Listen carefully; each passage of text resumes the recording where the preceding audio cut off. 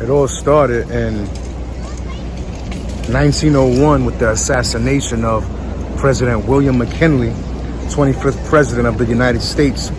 And he was killed by a Polish-American anarchist, and his vice president, who was none other than Theodore Roosevelt, who at that point became president, felt like anarchists were a major threat to national security.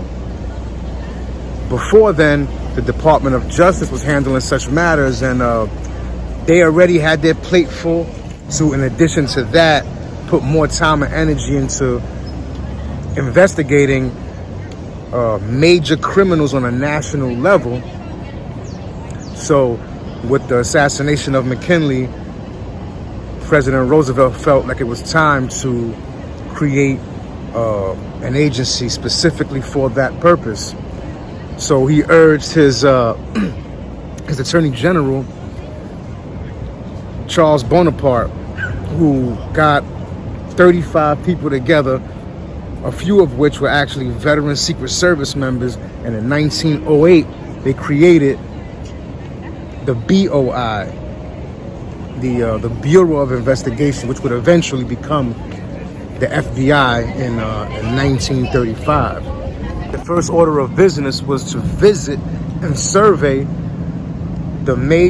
some of the major prostitution houses scattered throughout the country. And through this, the Mann Act was passed 2 years later after the creation of the FBI. In 1910, the Mann Act, which is also known as the White Slave Traffic Act.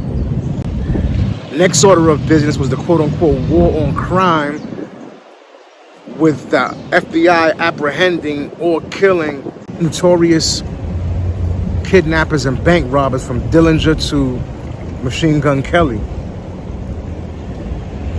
Keep in mind, this was during the era of Prohibition.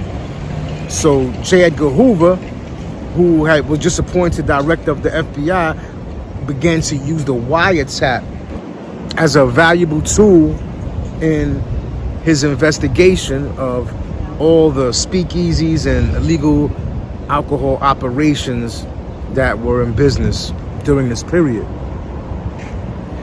In addition to that, there was a major investigation of the Ku Klux Klan.